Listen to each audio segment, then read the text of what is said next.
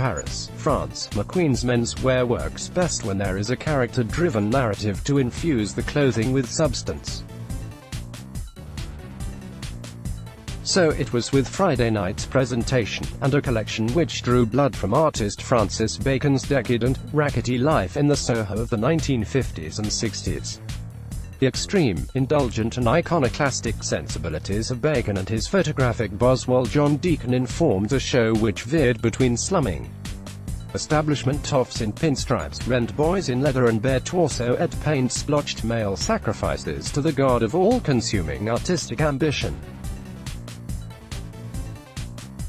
Bacon's world, in other words, as he lived it in a time when his brand of transgression was fiercely taboo. That loaned a frisson to Sarah Burton's collection.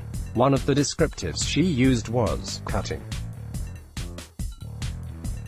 There were a few ways to construe that. Most obvious was the stark precision of the clothes, the way, for instance, that a gabardine trench featured sleeves slashed to the elbow, flashing pink Duchess satin. Another trench was ruthlessly truncated into a capelet. Classic coats were lean, the suppressed waists creating a lethal silhouette.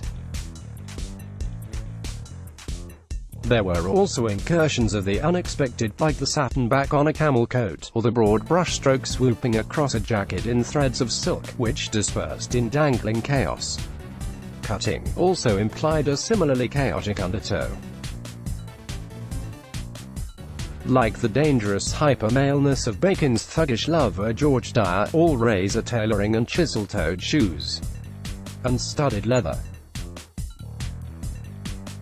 But also Deacon's chalky graffiti, guttural and instinctive. Burton appropriately called it rendered in embroidery, and suits and coats soaked with color, like painter's rags. The spontaneity of such a flourish was refreshing in the hyper-studied context of McQueen menswear. The invitation for the show featured a Bacon quote that seemed particularly relevant: "I think that painting today is pure intuition and luck and taking advantage of what happens when you splash the bits down." Lingering in the cutting zone, Burton saved a zinger for her post-show interviews. Queried about the absence of streetwear in her collection, she answered, "But this is street, in a 50s or 60s way.